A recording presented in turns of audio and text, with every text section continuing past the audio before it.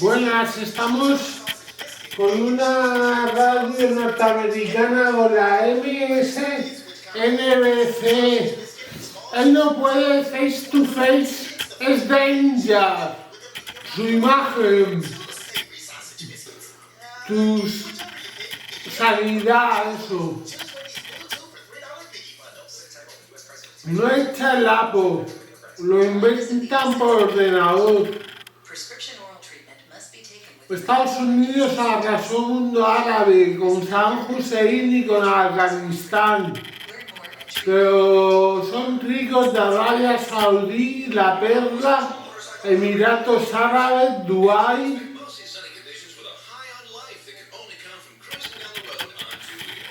Depende de cuántos largos hagas con el grupo, ya tienen acetona, cloruro, yodo.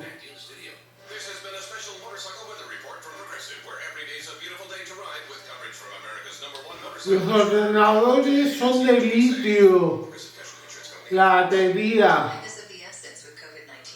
Si me responde un ordenador, lo llamo nipón porque me ve clock. Me ve clock.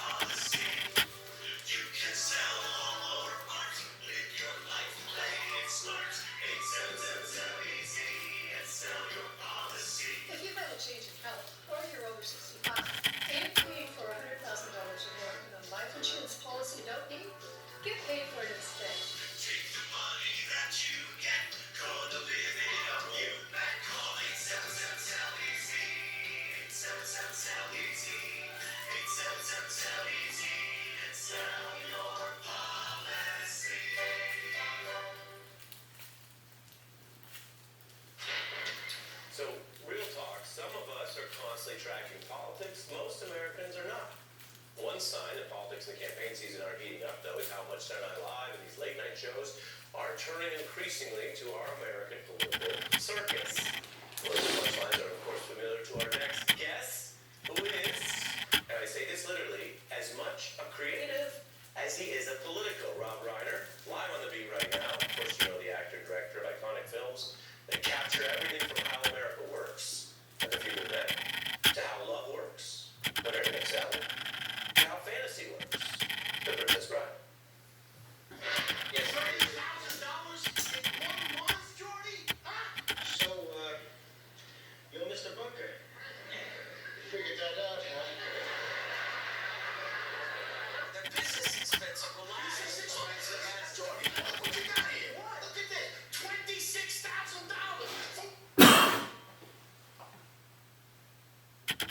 Sides? $26,000 worth of sides? What are these sides? That cure cancer? Oh, what are you doing here? What about the other foot? There ain't no sock on it.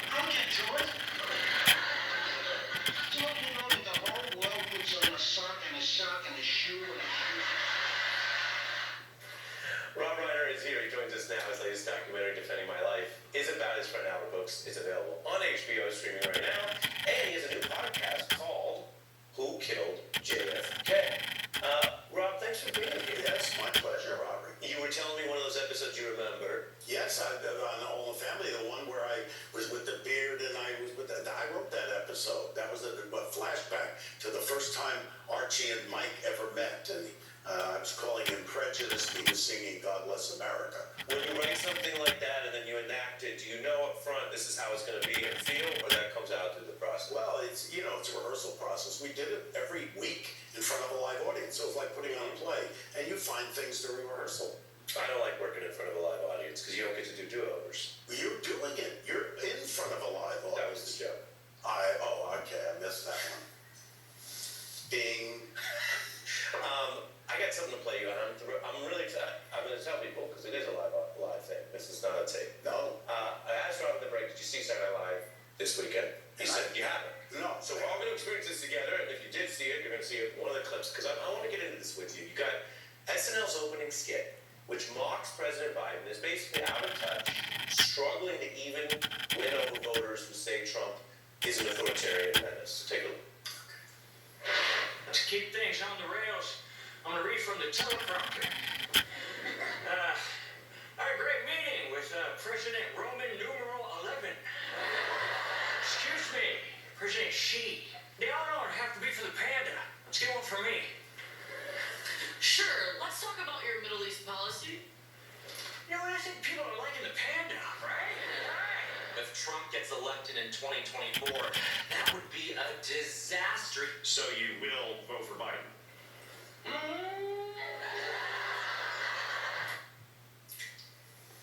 Is this a bad sign for President Biden? What does this comedy and culture tell us about his standing? Well, I think you don't even have to look past the comedy. You've had in the last segment, you talked about how young people are, confused. They don't like Trump. They don't like Biden. They can't decide who they want to vote for.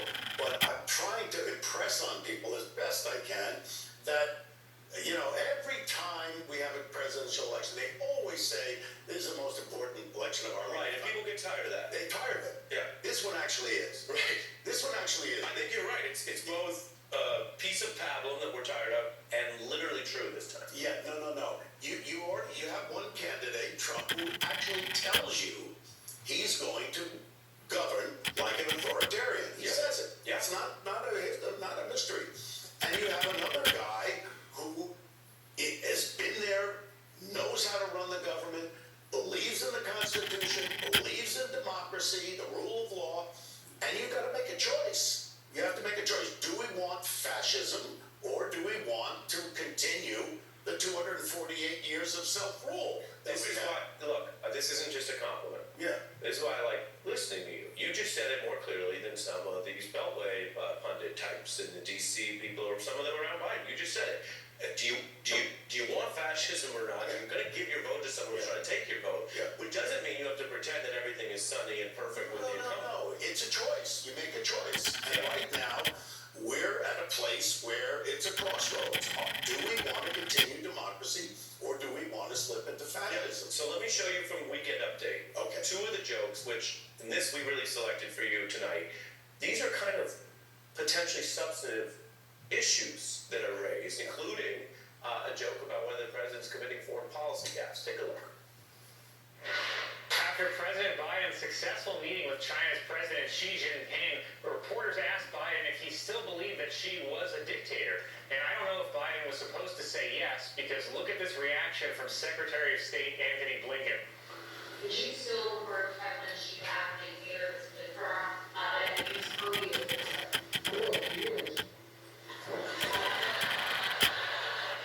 Oh man, that's the same face I make when my uncle starts a story by mentioning the race of the waitress.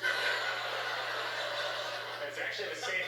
It's actually the same face I made when I heard Biden say this about LL Cool J. LL Cool J. That boy's got a bicep bigger than my thigh. And God blesses. Cool J? I think the second J stands for Piensan, oh my God. How as you said, the Obama that we had on the night said, well, people aren't tuning in yet. Well, they might not be tuning in yet to hard news, but they're seeing these jokes and it's affecting their view of Biden. Yeah, I mean, you know, you remember back to the old days of Saturday Night I was Live. born Chevy Chase in the was USA. doing, Gerald Ford, who tripped a lot. And, you know, every time he tripped, that was the thing. Here's the thing about Lo Joe Biden. If difícil you followed his es última sale el pomo he's been making gaffes de for a dos. long, long time. No, this is something he does. Are you Of course, it's crazy? different now. You've got social media, you got AI, things go viral very quickly. But there's another thing that he's done for decades. Not only making gaffes, but making great policy. And knowing how to run the government. That is and true. knowing how Washington works, knowing how the government works. And I want somebody with a steady hand on the wheel. I don't care if he makes a gaffe here and there. To me, what matters is how does it come out in the policy? Are we protecting this wonderful experiment of 248 years? Yeah, and you're really speaking as well about our culture and whether, as you said, with gas, viral, does the superficiality win out over everything, right? And these have been parts of the Biden sort of personality style and the language stuff. Again, you know, we don't play favorites here. I'm showing what's really going on. We showed some of the criticism earlier. It's also fair to note he did overcome a stutter, and he does have a different speaking style than some, right? Yes. So it's not just but if you're 20 and you tune in, you might go, oh, he must be quote so old, and that's the only reason. Yeah. And as both of us get older, we don't have a problem with that. No, listen, I make a million mistakes. People make mistakes. You just don't want him making a mistake about something critical that affects our way of life. Yeah. And that's what I'm worried about with Donald Trump, because he's already told us that he is going to put people in camps. And those of us who, you know, are Jewish, we know what that sound goes off and you go, oh my God, we know what that means. So, you know, the choice couldn't be clearer. Right, clear. As mentioned, you're a storyteller. We see some of those films and that you're good at that, and you're a person on camera sometimes. So it's when you tune into a story and say there's more here, that's always kind of interesting. You have this new storytelling podcast here about the JFK assassination. Tomorrow's actually 60 years since he was assassinated. Presidential historian Ben Schloss actually shared a few of these photos that were taken about 60 years ago today. So to be clear, what we're looking at are the archival photographs of then President Kennedy on his, the last day he was alive. Right. Your thoughts on Kennedy, why this matters now, and what you're doing with this podcast, Rob? Well, the first thing you have to understand is that those of us who were alive and conscious during that time will never, ever forget where we were when we heard that news. I was in high school. I was in my physics class. They came into the school. The kid came in, whispered into the teacher's ear, and he turned to us. He said, I have some very bad news, and told us what had happened. The whole class went in shock. The country was in shock. They sent us home from school, and we watched. From that moment on to live television, we saw the man who was accused of killing Kennedy himself get murdered on live television. I saw that happen. It was a collective trauma for the entire nation. And if you were alive then, that never goes away. And it was the first time in our nation's history where we as a people started questioning whether or not the government was telling us the truth. Up until then, we were the heroes. We won the Second World War. We were the good guys. And then we believed everything the government told us. Then the Warren Commission report came out, and there were some people saying, wait a minute, this doesn't make sense. None of this makes sense. And when we started to question it, things fell apart. And so over the period of 60 years, we have gotten drips and drabs of things that have poked through. And for people who don't follow it, it's hard to put it all together. That's why we decided, I'm working with Soledad O'Brien, who's a wonderful journalist, and what we did is we took all the information that we've accumulated over 60 years and put it in one place for people to understand what actually happened on that day. And by the 10th episode, you will have a complete picture of what actually happened on that day. And we're running over on time, but for all the people with questions out there, you feel that in the end, there is a provable empirical answer? Yeah, well, there's a provable empirical answer about whether or not it was a conspiracy. It was definitely a conspiracy. There's no question about that. Who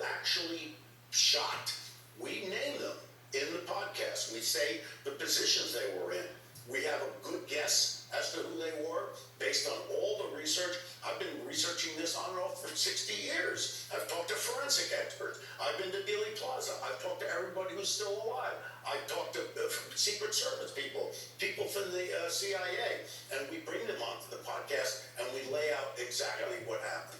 It's really interesting. We're over on time. I like to end on a lighter note. Okay. Got a favorite bagel shop in New York? Well, I like a few of them. Murray's Bagels is pretty good. That's near my, I have a place on 12th Street, and that's pretty good. There you have it. Rob Bryan, Murray's Bagels, and a podcast you can check out. Make up your own mind. We thank you for being here. I always love seeing you. Coming up, we see why the top lawyer, the DA in Fulton County, showed up in court today in the RICO case. RSV is out there for the... Soundtrack your winter season with our timeless classical holiday station. Whether you're in the mood for a holiday orchestral arrangement, overtures by Mozart, or magical ballet classics like Tchaikovsky's The Nutcracker, or Dance of the Sugar Plum Fairy. Search Classical Holiday on TuneIn to listen commercial-free. Brought to you by Amazon. Have yourself a merry little Black Friday. Shop now. Soundtrack your winter season with our timeless classical holiday station. Whether you're in the mood for a holiday orchestral arrangement, overtures by Mozart, or magical ballet classics like Tchaikovsky's The Nutcracker,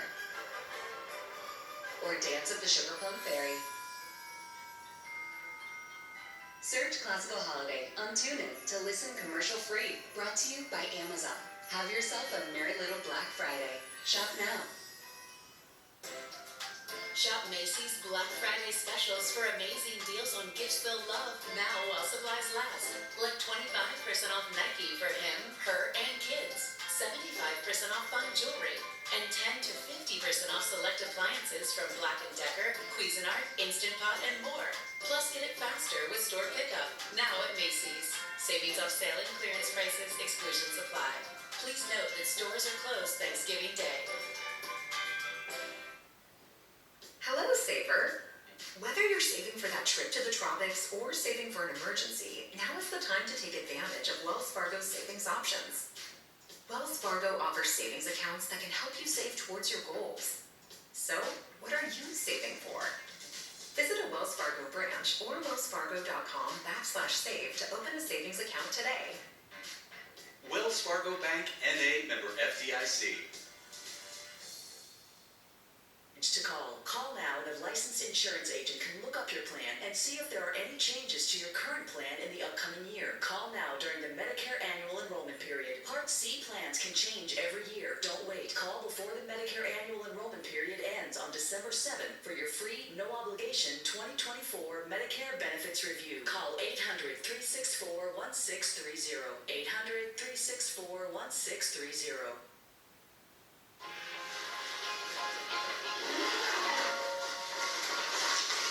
How'd it happen? She showed up dead on arrival. This never gets easier. It does when you call Car Shield before your car breaks down. Look at these prices. The camshaft, transmission, engine. Don't people know? A plan through Car Shield could protect up to 5,000 parts and systems. You hate to see it. An out-of-warranty car is going to break down eventually. Right, which is why they need a plan through Car Shield. Those expensive repair bills get paid and at the mechanic of their choice. They're notifying the family. Poor guy. He doesn't even know what's coming. Another victim of senselessly expensive repair bills. Can't save them all. Didn't have to end this way. If he'd have just called Car Shield before his car broke.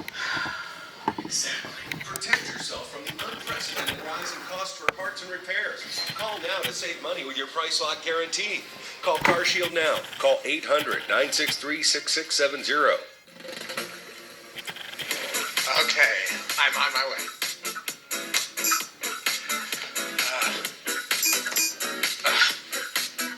Out of ink? No. I need to print this client's retirement plan. Tiny, expensive cartridges are always running out of ink at the worst possible times. Are you still printing with these? What? Don't get cartridged. Just switch to Epson EcoTank. Instead of cartridges, EcoTank comes in big bottles of ink, so you don't have to worry about running out. Setting up EcoTank is so easy. Snap on the EcoFit bottles and the ink fills automatically. Just feeling chill. I am chilling. Ink included in these 4 bottles is equivalent to about 80 cartridges. Buy an printer today and save up to $100. It comes with up to 2 years of ink in the box, enough to print up to 5,000 pages. Models starting as low as $199.99. Call or visit ecotank.com now to order yours. Just fill it, Joe! I'm a mother, and Omer is my child. And I want Omer back home. Turning back to the story we've been covering tonight, the Israeli cabinet has discussed what could be a major breakthrough in the Israel-Hamas war. The government considering this hostage deal we reported on, where Hamas would free 50 women and children hostages that have been captured and kidnapped, and they would be freed over about 4 days. And in exchange, Israel would release 150